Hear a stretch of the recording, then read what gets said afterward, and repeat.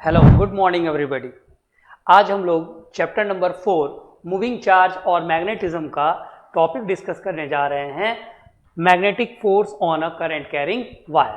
यह एक बहुत ही इंपॉर्टेंट टॉपिक है। यहाँ पर हम ये डिस्कस करेंगे कि किसी करंट कैरिंग कंडक्टर को अगर हम यूनिफॉर्म मैग्नेटिक फील्ड में प्लेस करते हैं तो वह कितना फोर्स को एक्सपीरियंस करता है। इसके अलावा हम क्या डिस्कस करेंगे कि अगर दो पैरेलल वायर प्लेस्ड हैं carrying current in same direction तो वह एक दूसरे को कैसे अट्रैक्ट करते हैं, और अगर ऑपोजिट डायरेक्शन में है तो वह हम उसको कैसे रिपेल करते हैं। यह एक बहुत इंटरेस्टिंग फैक्ट है जो हम लोग आज के लेक्चर में डिस्कस करेंगे। इसके बाद नीट और जेई से रिलेटेड 2-3 एमसीक्यूज भी डिस्कस करेंगे। तो आप लोग यहाँ पर ध्यान से नोटबुक पेन पेंसिल लेकर के बैठ जाओ। जो भी इंपॉर्टेंट क्वेश्चंस मैं बोलता जाऊँ, जो भी इंपॉर्टेंट पॉइंट्स बोलता जाऊँ, आप उसको फटाफट लिखते जाओ। तो चलो हम लोग शुरू करते हैं magnetic force on A current carrying wire. सबसे पहले हम इसका क्या करेंगे, डेरिवेशन करेंगे, ठीक है, कि आखिर इसमें कितना फोर्स एक्सपीरियंस होता है।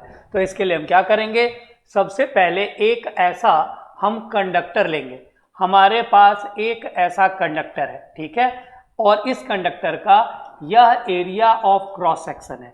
हम कह देंगे कि लेट मान लेते हैं कि ए जो है वह क्या है, यहां पर एरिया ऑफ क्रॉस सेक्शन है। This is area of cross section, ठीक है। मान लेंगे कि एल जो है इसका लेंथ ऑफ कंडक्टर है। लेंथ ऑफ कंडक्टर जो है वह कितना है, एल है, ठीक है। अब क्या करेंगे, हम इसमें एक X Y Z axis draw कर देंगे कि यहां से या एक्स वाई एक्सिस मान लो, इसको जेड एक्सिस मान लो और इसको एक्स एक्सिस मान लो। तो यह एक्स वाई जेड एक्सिस है। इस एक्स वाई जेड एक्सिस पे हम कह देंगे कि करंट जो है वह अलोंग क्या है, हमारा वाई एक्सिस है। मैग्नेटिक फील्ड जो है वह अलोंग हमारा जेड एक्सिस है, ठीक है। तो हम इसको भी क्या करेंगे, कंसिडरेशन में शामिल कर लेंगे। यहां से कि मान लिया कि स्मॉल एन जो है यह इसकी इलेक्ट्रॉन डेंसिटी है। यह इसकी क्या है, इलेक्ट्रॉन डेंसिटी है। अब इलेक्ट्रॉन डेंसिटी तो आप जानते हो क्या होता है, number of electrons present per unit volume, जिसको आप N/AL लिख सकते हो। I को आपने यहां पर करंट कह दिया, और B जो है यह आपका क्या है, मैग्नेटिक फील्ड है जो आपने क्या किया है, अप्लाई किया है। एलोंग यह है हमारा पॉजिटिव जेड एक्सिस और यह है हमारा एलोंग पॉजिटिव वाई एक्सिस। अब यहां से क्या होगा, अब होगा यूं कि यहां पर हम क्या करेंगे, एक चार्ज कैरियर लेंगे। तो यहां पर जो चार्ज कैरियर होगा वह कंडक्टर के अंदर में कौन होगा, इलेक्ट्रॉन होगा। तो कोई एक इलेक्ट्रॉन एज ए कंसिडरेशन हम ले लेते हैं कि वह हमारा चार्ज कैरियर है। अब अगर करंट हमारा टुवर्ड्स राइट जा रहा है तो नो डाउट इलेक्ट्रॉन की जो स्पीड होगी वह किधर की तरफ होगी, just opposite to the current. मतलब यह जो हमारा इलेक्ट्रॉन है यह इधर की तरफ किसी ड्रिफ्ट वेलोसिटी vd से क्या करेगा, मूव करेगा। एम आई राइट। अब अगर यह ड्रिफ्ट वेलोसिटी vd से मूव करेगा तो हर एक इलेक्ट्रॉन, कोई भी चार्ज अगर मैग्नेटिक फील्ड में मूव करता है तो हमने पढ़ रखा है कि वह कितना फोर्स एक्सपीरियंस करता है, F equals to Q into V cross B, इतना फोर्स एक्सपीरियंस करता है।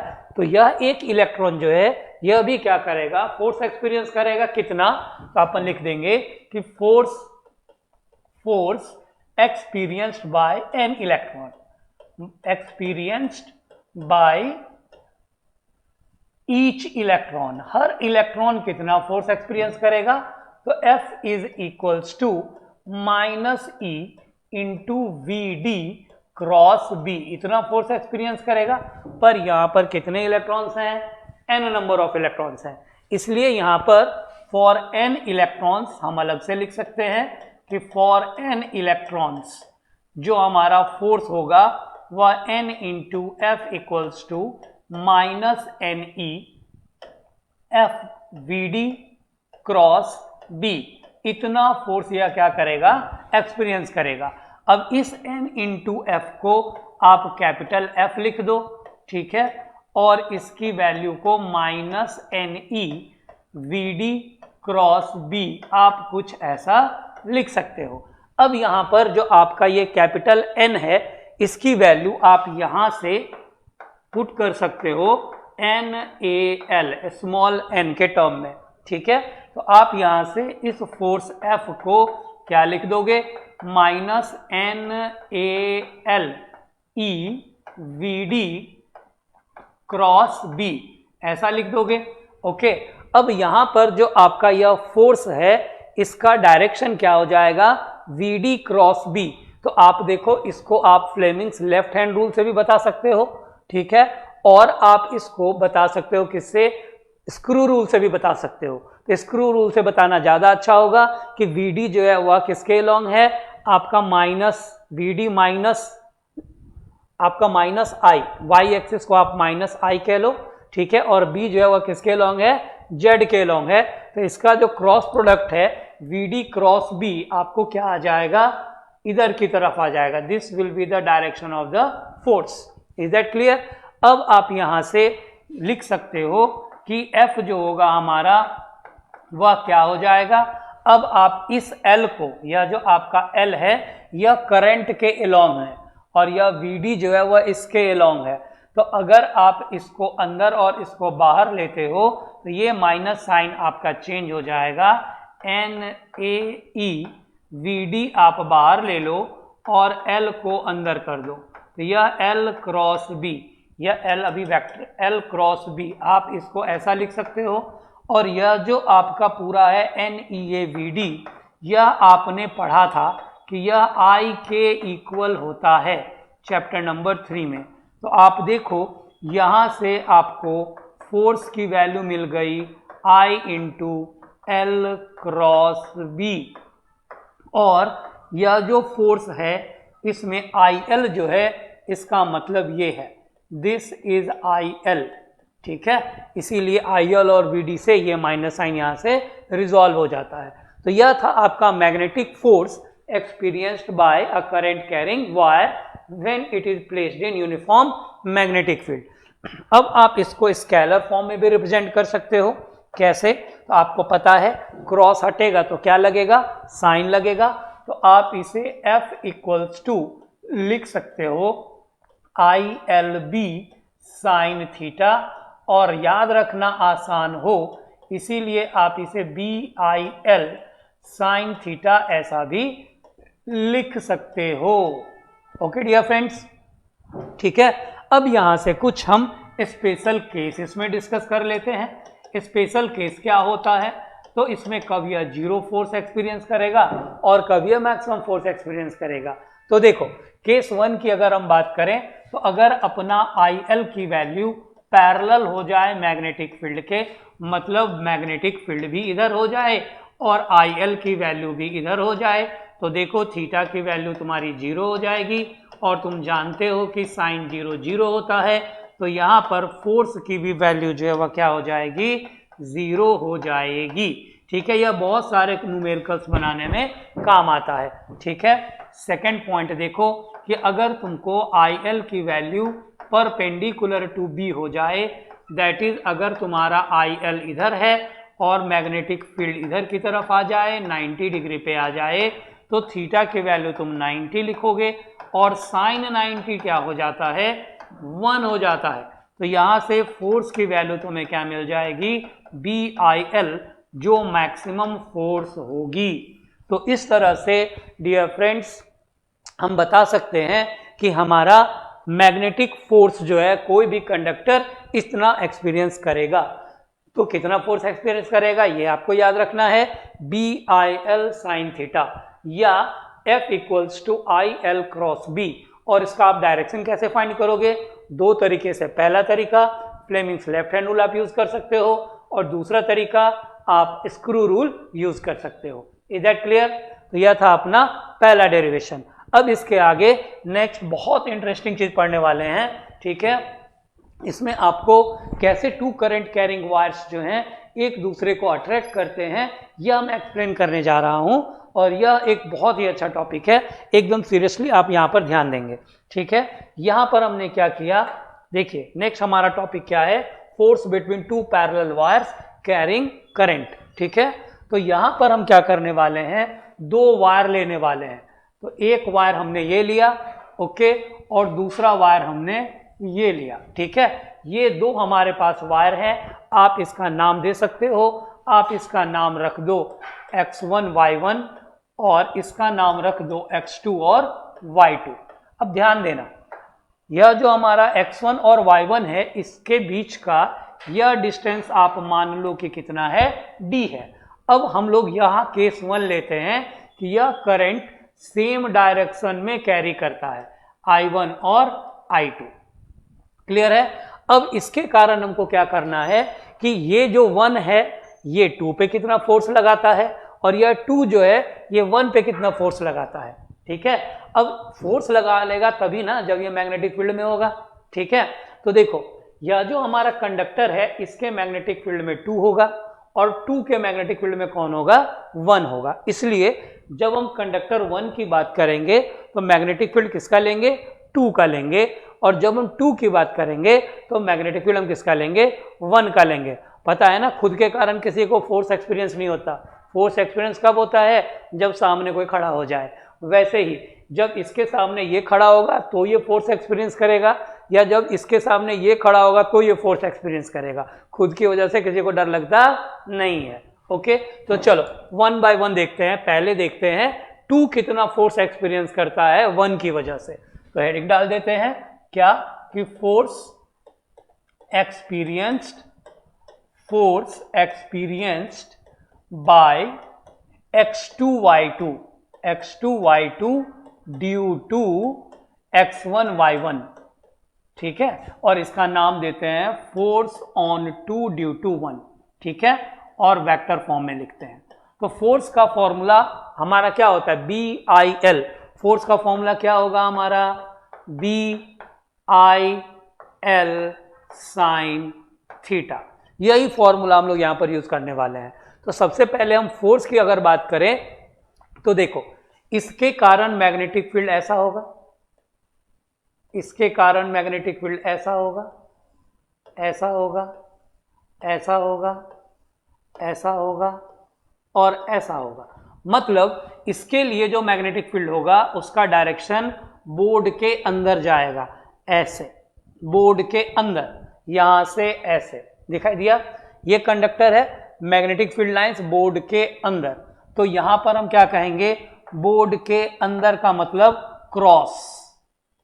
ठीक है, तो यहां पर मैग्नेटिक फील्ड B1 आ गया।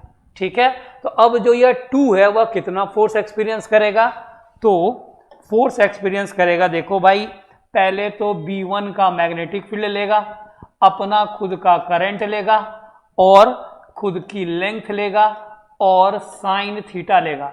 तो साइन थीटा की वैल्यू क्या हो जाएगी, साइन 90 हो जाएगी। Is that clear? देख लो। ओके, क्योंकि मैग्नेटिक फील्ड अंदर है, कंडक्टर ऐसे है, तो यह एंगल तुम्हारा क्या बनेगा, 90 डिग्री। दिखाई दिया, यह एंगल बनेगा 90 डिग्री। अब हम यहां से इसका डायरेक्शन अगर लिखें तो जरा ध्यान देना, हम फ्लेमिंग्स लेफ्ट हैंड रूल भी यूज कर सकते हैं। ठीक है, फ्लेमिंग्स लेफ्ट हैंड रूल हम जो यूज करेंगे वह क्या कहेगा, जरा देखो ध्यान से। मैं दोनों रूल तुमको बताता हूं। ये रहा हमारा 4 फिंगर, ये रहा थंब और ये रहा मिडल फिंगर। 4 फिंगर का डायरेक्शन क्या होगा, towards the magnetic field B। इस ये डायरेक्शन किसका होगा, टुवर्ड्स द करंट I, और यह डायरेक्शन किसका होगा, टुवर्ड्स द मैग्नेटिक फोर्स। ठीक है, तो देखो 4 फिंगर को मैंने बोर्ड के अंदर किया क्रॉस, करंट का डायरेक्शन ऊपर है तो फोर्स का डायरेक्शन किधर आ रहा है, टुवर्ड्स लेफ्ट आ रहा है।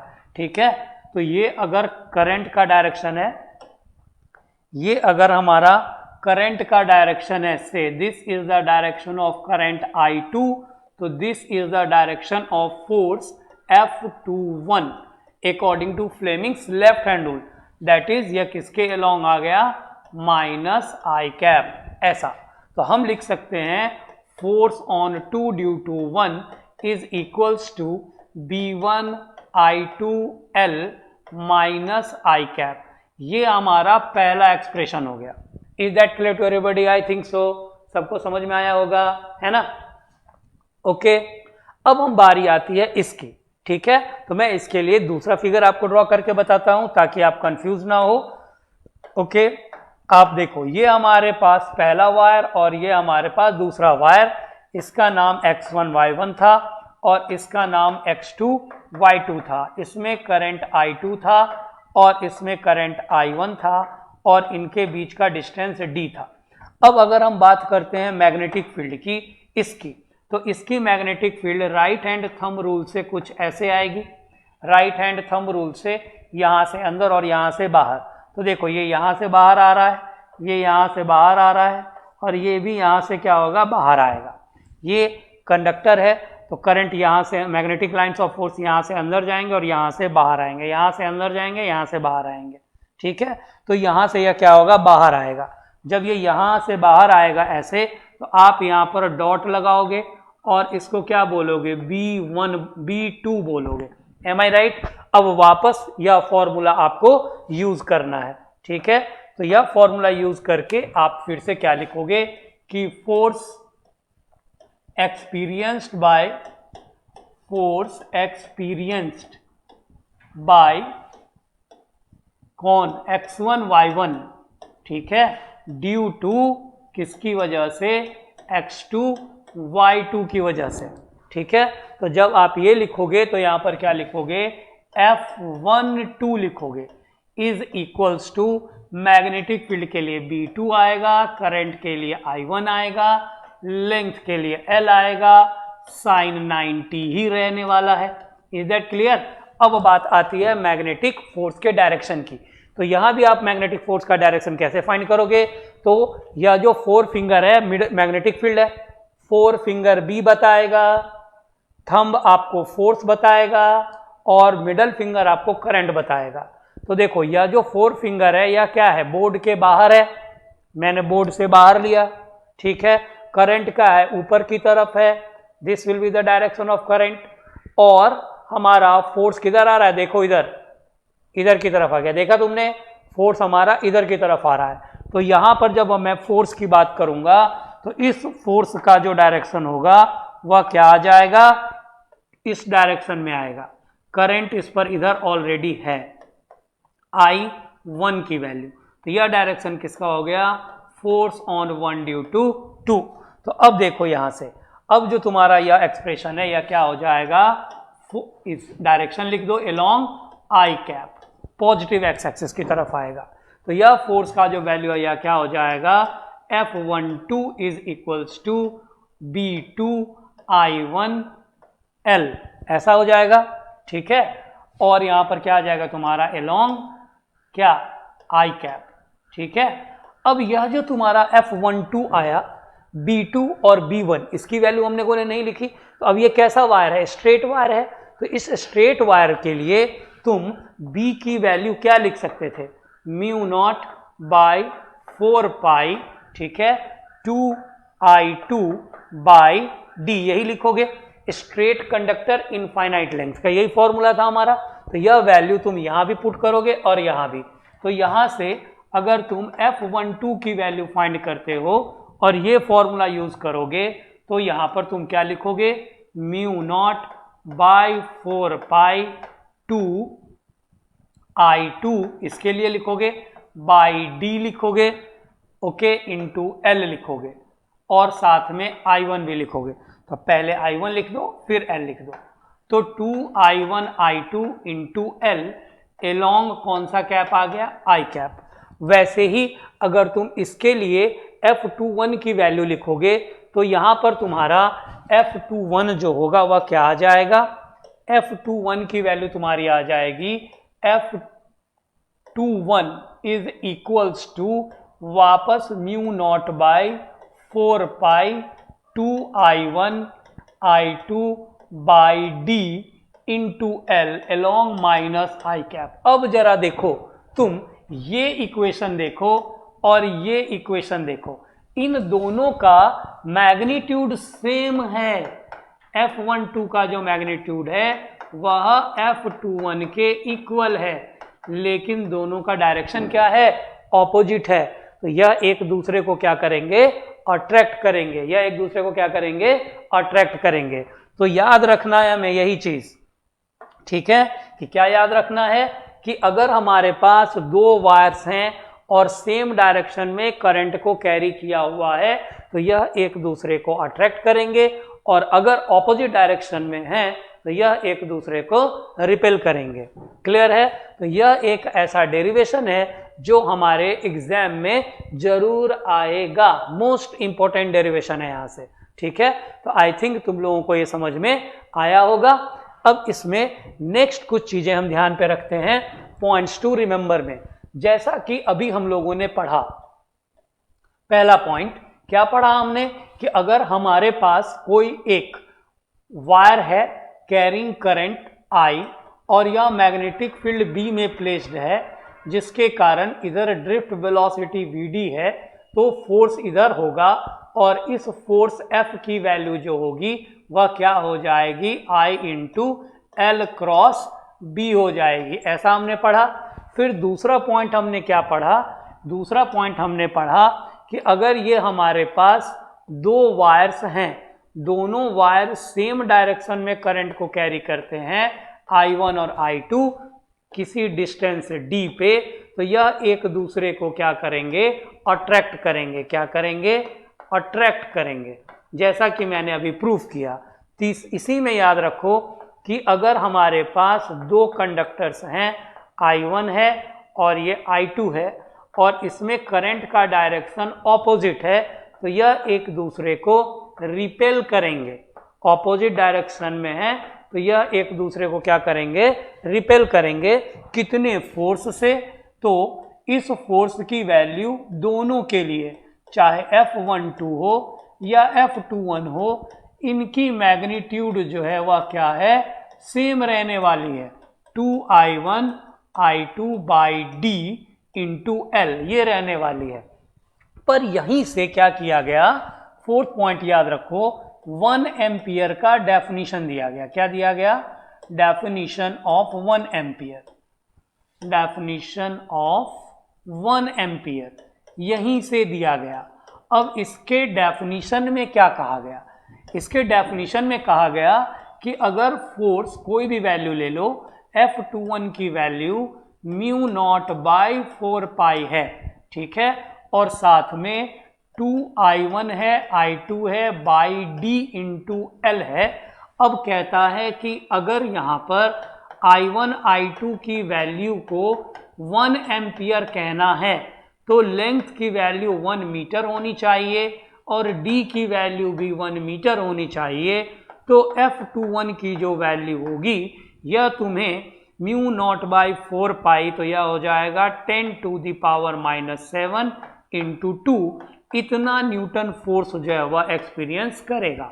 अब इसी को तुमको इंग्लिश में लिख देना है।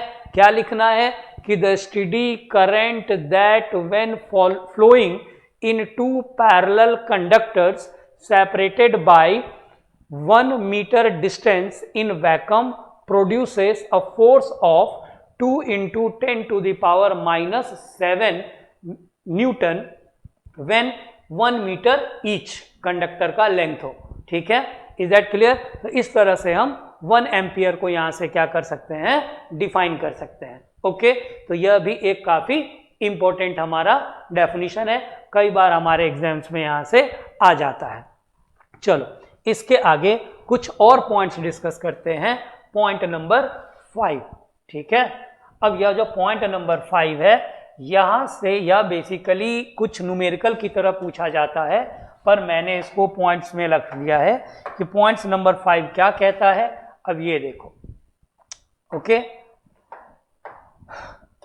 पॉइंट नंबर 5 इसमें कहता है कि मान लो तुम्हारे पास क्या है कि एक ऐसा सरफेस है, एक ऐसा टेबल है, ठीक है। इस टेबल पे तुमको एक वायर दे रख रखा है ऐसा, ठीक है। इस वायर से कोई करंट आई पास करता है, इस वायर से तुम्हारा क्या होगा, कोई करंट पास करता है से आई, ओके। और यहां पर तुमको magnetic field along Z axis दे रखा है बी, इसका मास दे रखा है एम इसका मास दे रखा है और एल इसका लेंथ दे रखा है, ठीक है। तो कहता है कि इस पे कितना मैग्नेटिक फील्ड की वैल्यू हम रखें कि यह हमारा इक्विलिब्रियम में रहे। क्लियर है? तो हम क्या कहेंगे कि इस पे एक मास की वजह से mg तो फोर्स नीचे लगेगा। अब यहाँ करंट इधर है, करंट इधर है, ये रहा करंट, मैग्नेटिक फील्ड बोर्ड के अंदर है, तो फोर्स का डायरेक्शन क्या होगा? ऊपर की तरफ लगेगा according to Fleming's left hand rule. आप देख लो, ये रहा 4 फिंगर बोर्ड के अंदर, ये रहा करंट ऊपर की तरफ, और ये रहा आपका करंट, और ये रहा आपका फोर्स। क्लियर है? ये फ्लेमिंग्स लेफ्ट हैंड रूल से आप कह सकते हो कि यहां पर एट इक्विलिब्रियम, किसकी बात कर रहे हैं हम? एट इक्विलिब्रियम की। तो एट इक्विलिब्रियम BIL जो होगा वह mg के इक्वल होगा। तो यहां से जो B की वैल्यू होगी वह mg/IL हो जाएगी। अब आपको जो भी वैल्यूज यहां पर दी रहे, आप m की जगह, g की जगह, I की जगह, L की जगह पुट कर दीजिए और आपको यह आंसर यहां से आ जाएगा। Is that clear? यह था आपका पॉइंट नंबर 5। अब आप आ जाइए पॉइंट नंबर 6 पे। ठीक है, कि यह पॉइंट नंबर 6 क्या कहता है? पॉइंट नंबर 6 आपसे कहता है कि सारी बातें बिल्कुल ऐसी ही हैं। ठीक है, यहां पर आपको एक स्टैंड दे रखा है, इस स्टैंड की सहायता से आपको यहां पर एक कंडक्टर प्लेस कर रखा है जिसकी लेंथ इनफाइनाइट है। यहां एक कंडक्टर प्लेस कर रखा है जिसकी लेंथ इनफाइनाइट है और इससे I1 करंट मान लीजिए पास कर रहा है। अब इसके ऊपर एक और कंडक्टर फाइनाइट लेंथ का रख देता है और इससे I2 करंट पास करता है। ठीक है, तो कहता है कि इसको मुझे क्या करना है? सस्पेंड रखना है, suspended in air, suspended in air. तो एयर में सस्पेंड रखने के लिए हमको यहाँ पर आपको फोर्स निकालो, फील्ड निकालो, कुछ भी निकालो, तो सारी बातें तो ऐसी ही होंगी। ठीक है, कि यहाँ पर आपका करंट इधर है, ठीक है, मैग्नेटिक फील्ड जो है वह बोर्ड के अंदर है। ओके, तो यहाँ से फोर्स की वैल्यू आपको ऐसे मिलेगी और mg आपको ऐसे मिल जाएगा, और फिर से BIL जो होगा वह mg के इक्वल होगा। कहाँ पर? At equilibrium. ठीक है, अब आपको जो भी वैल्यू यहां से फाइंड करने के लिए कहेगा वो तो फाइंड हो जाएगा, लेकिन यहां पर आपको एक क्वेश्चन और पूछेगा कि अगर आप इसको क्या करते हैं? स्लाइटली डिस्प्लेस करते हैं, slightly displaced from equilibrium position, from equilibrium position, इसको इक्विलिब्रियम पोजीशन से स्लाइटली डिस्प्लेस करते हैं बाई मान लीजिए h से, तो आपको क्या होगा कि इट ऑसिलेट्स, या क्या करेगा? ऑसिलेट करेगा। क्या करेगा? एक्सेक्यूट्स SHM, एक्सेक्यूट्स SHM करेगा, जिसका टाइम पीरियड t जो होगा वह 2π√h/g हो जाएगा। Is that clear? तो यह भी क्या करना है? आपको याद रखना है। ठीक है, ऐसे सिली छोटे छोटे क्वेश्चंस हमको MCQs में पूछे चले जाते हैं। ठीक है, इसके बाद नेक्स्ट आप देखिए पॉइंट नंबर 7।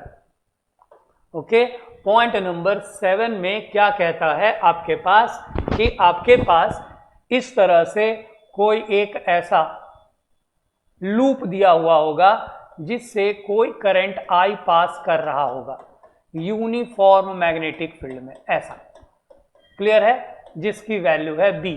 तो क्वेश्चन ये कहता है कि इसमें टेंशन फोर्स कितना प्रोड्यूस होगा, आप ये बताओ। तो ये भी काफी इजी है। जैसे करंट पास करेगा तो आप फ्लेमिंग्स लेफ्ट हैंड रूल से देखोगे कि इसके हर फेस पे, हर एलिमेंट पे एक फोर्स बाहर की तरफ लगेगा, हर एलिमेंट पे एक फोर्स बाहर की तरफ लगेगा, जिसके कारण इसका शेप सर्कुलर हो जाएगा with centre O। Is that clear? अब अगर हम बात करें टेंशन फोर्स की, तो हम इसमें क्या करेंगे? एक स्मॉल एलिमेंट यहां पर ले लेंगे, ठीक है, जिसको हम सेंटर से मिला देंगे, और सेंटर पर इसके दोनों सिमेट्रिक एलिमेंट्स कुछ एंगल बनाएंगे थीटा, और हम इसका लेंथ dl कह देंगे। तो यहां से 2 theta is equals to length of the arc length of the arc by radius लिख देंगे, जहां आर इसका क्या है, रेडियस है। अब आप देखो यहां पर आपको दो टेंशन फोर्स नजर आएगा, एक टेंशन फोर्स इधर की तरफ नजर आएगा और एक टेंशन फोर्स आपको इधर की तरफ नजर आएगा। अगर आप इसको एक्सिस मानते हो, यह आपका एक्सिस है, तो यह एंगल वापस थीटा होगा और यह एंगल आपका थीटा होगा बाय ज्योमेट्री। तो इस टेंशन का एक कंपोनेंट टी कॉस थीटा आप इधर लिखोगे और दूसरा कंपोनेंट टी साइन थीटा आप इधर लिखोगे। इसका भी एक कंपोनेंट टी कॉस थीटा आप इधर लिखोगे और टी साइन थीटा वापस आप इधर लिखोगे। तो यह टी कॉस थीटा, ये टी कॉस थीटा कैंसिल हो जाएगा और यहां पर जो आपका मैग्नेटिक फोर्स है BIL, इसकी वैल्यू क्या होगी, ऊपर की तरफ लगेगी F। ठीक है, तो एट इक्विलिब्रियम यहां पर क्या हो जाएगा, आप क्या लिखोगे कि BIL की जगह DL लिखोगे, इज इक्वल्स टू क्या हो जाएगा 2t साइन थीटा की जगह आप थीटा लिखोगे, because angles are very small. Angles क्या है यहाँ पे, स्मॉल है, इसलिए आप थीटा की जगह ये लिख दोगे। अब यहाँ से जो 2 थीटा है उसकी जगह आप DL बाय R लिख सकते हो, तो यहाँ से BIDL रहने दो और यहाँ पर 2t रहने दो और आप 2 थीटा की जगह यहाँ से DL बाय R लिख दो। तो DL से DL कैंसल आउट हो जाएगा, 2 भी नहीं रहेगा। ठीक है, 2 की वैल्यू भी यहाँ से एलिमिनेट हो जाएगी। तो यहाँ से आपको टेंशन फोर्स T की वैल्यू क्या मिल जाएगी, BIR वैल्यू क्या मिल जाएगी, BIR। अब R तो आपको पता नहीं है, तो R आप यहाँ से कह दो कि बाई 2 पाई R जो होगा वह लेंथ ऑफ द वायर होगा, तो R की वैल्यू आप L बाई 2I फाइंड कर लोगे। तो यहाँ से आपको यह वैल्यू BIL बाई 2 पाई मिल जाएगी। तो इस तरह से आपको यहाँ पर टेंशन फोर्स की वैल्यू मिल जाएगी। तो ऐसे क्वेश्चंस भी यहाँ से हमको एग्जाम्स में आ जाते हैं। Is that clear? ओके। अब इसके बाद हम नेक्स्ट देखते हैं, इसी में मैं आपको हिंट देता हूँ बस, ठीक है, कि आपको यहाँ से पॉइंट नंबर 8 में ऐसे क्वेश्चंस भी आते हैं कि आपके पास यहाँ पर एक ऐसा वायर है और यहाँ पर एक ऐसा स्क्वायर का लूप दे रखा है। ठीक है, इसमें से भी करंट की वैल्यू कुछ इस तरह से पास कर रही है। तो अब आप क्या करोगे कि यहाँ पर यह डिस्टेंस आपको, ये करंट I1 है और यह करंट I2 है, ये डिस्टेंस आपको A दे रखा है और यह डिस्टेंस भी मान लीजिए A दे रखा है, स्क्वायर लूप है। इसका नाम आप दे दीजिए P, Q, R और S। तो जैसे आपने इसका नाम P, Q, R, S दिया, तो आप देखिए यहाँ पर जो मैग्नेटिक फील्ड होगा वह कुछ इस तरह से होगा, दिखाई दे रहा है आपको, कुछ इस तरह से होगा, अंदर की तरफ जाएगा। तो इसलिए QR और PS जो है, इसके अक्रॉस मैग्नेटिक फोर्स की वैल्यू जो है वह क्या हो जाएगी, 0 हो जाएगी, क्योंकि वह IL क्रॉस B साइन 0 0 हो जाएगा। तो बचेगा कौन, PQ और RS, यही दो बचेंगे। तो आपको एक बार फोर्स अक्रॉस फाइंड कर लेना है, PQ आप फाइंड करोगे तो इसकी वैल्यू आप क्या लिखोगे, म्यू नॉट बाई 4 पाई, ठीक है, 2I1 I2 बाय ये डिस्टेंस लोगे A। ओके, और इसका डायरेक्शन क्या होगा, यह इसको अपनी तरफ अट्रैक्ट करेगा, तो आप इसका डायरेक्शन -I कैप लिखोगे।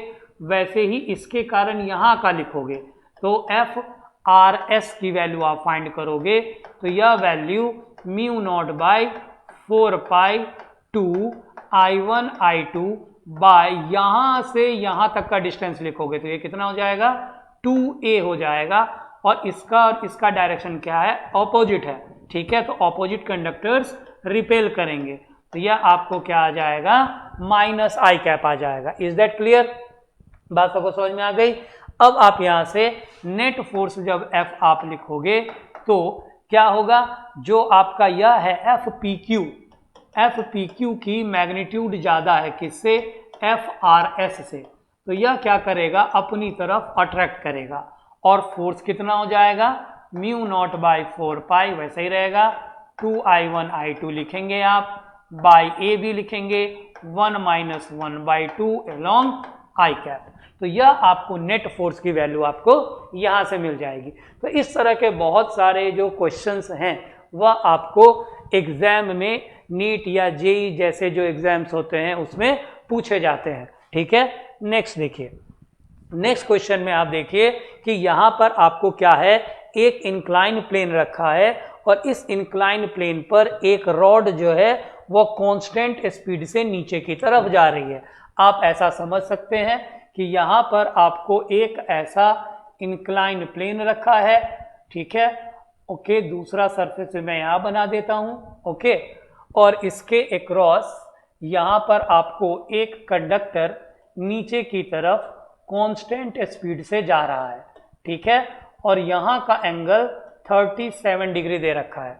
क्वेश्चन कहता है कि अगर इसमें करंट I की वैल्यू पास कर रही है, इसमें करंट I की वैल्यू अगर यहाँ से क्या होती है, पास करती है करंट I, ओके, तो for what value of B will the bar slides at constant velocity, तो यह B की वैल्यू कितनी हो कि यह वेलोसिटी क्या हो जाए, कांस्टेंट हो जाए। अब ध्यान रखिए कि अगर वेलोसिटी की वैल्यू कांस्टेंट है तो नो डाउट एक्सेलरेशन की वैल्यू क्या होगी, 0 हो जाएगी। अब आप इस इंक्लाइन प्लेन को क्या कीजिए, कुछ ऐसे ड्रॉ कर लीजिए और यह एंगल थीटा कह दीजिए, इस ऑब्जेक्ट को आप यहाँ पॉइंट ऑब्जेक्ट बना लीजिए। अब आप यहाँ पर देखिए कि कौन कौन से फोर्सेस पहले लग रहे हैं, तो एक mg आपका नीचे की तरफ लगेगा, यह आपका थीटा बनेगा, तो यह आपको mg cos थीटा देगा और ये आपको mg sin थीटा देगा। पहली चीज तो आपको ये मिल गई।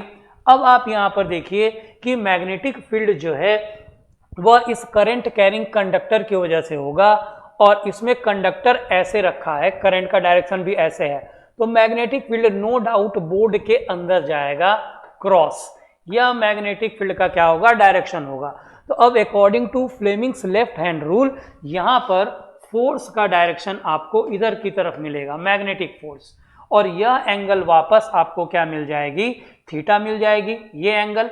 तो इसका एक कंपोनेंट जो होगा वह इधर आ जाएगा जो f cos थीटा होगा और एक कंपोनेंट इधर आ जाएगा जो क्या हो जाएगा, f sin थीटा हो जाएगा। Is that clear? अब एट इक्वल वेलोसिटी कांस्टेंट है, एक्सेलरेशन 0 है, तो यह जो फोर्स होगा cos थीटा वह mg sin थीटा के क्या हो जाएगा, इक्वल हो जाएगा। तो हम यहां से क्या कहेंगे कि f cos थीटा जो है वह आपका mg sin थीटा के क्या है, इक्वल है, मतलब BIL cos थीटा की जो वैल्यू होगी वह mg sin थीटा के क्या हो जाएगी, इक्वल हो जाएगी। तो B की जो वैल्यू होगी वह mg by IL into sine theta by cos theta हो जाएगी। दैट इज B की जो वैल्यू है वह mg by IL into tan theta हो जाएगी। अब क्वेश्चन में आप देखिए सारे वैल्यूज दे रखे हैं। B की वैल्यू आपको कितनी दे रखी है, सॉरी B की वैल्यू फाइंड ही करनी है। M कितना दे रखा है, यहाँ देखिए 50 ग्राम्स दे रखा है, तो आप इसको 50 इंटू 10⁻³ लिखेंगे। G की वैल्यू आप 10 ले लेंगे, ठीक है। I की वैल्यू, करंट I आपको कितना दे रखा है, 2.5 एम्पियर दे रखा है, 2.5 एम्पियर लिख दीजिए। लेंथ की वैल्यू कितनी दे रखी है, 50 सेंटीमीटर दे रखी है, 10⁻² लिख दीजिए। और tan थीटा की वैल्यू 37 डिग्री दे रखी है, 37 डिग्री दे रखी है, और tan 37 3/4 होता है। अब आप इसको जब सॉल्व करेंगे तो आपको B की वैल्यू कितनी आ जाएगी, 0.3 टेस्ला आ जाएगी, that is equals to B। Is that clear? तो इस तरह से आपको क्वेश्चंस यहां पर जेईई मेंस वगैरह में आ सकते हैं। कैलकुलेशन में कुछ खास लंबा नहीं है, इसलिए इस तरह के क्वेश्चंस आपको पूछे जा सकते हैं। तो डियर फ्रेंड्स, यह कुछ क्वेश्चंस मैंने आपके सामने F equals to BIL sine theta से रखें, जो आपको बोर्ड में, नीट में और जेई में जैसे एग्जाम्स में काम आएगा। आप इस तरह के क्वेश्चंस को इजीली सॉल्व इस तरह से कर सकते हो। ठीक है, तो आज के लिए इतना ही, फिर हम लोग नेक्स्ट लेक्चर में मिलते हैं नेक्स्ट टॉपिक के साथ। Thank you, take care, bye bye.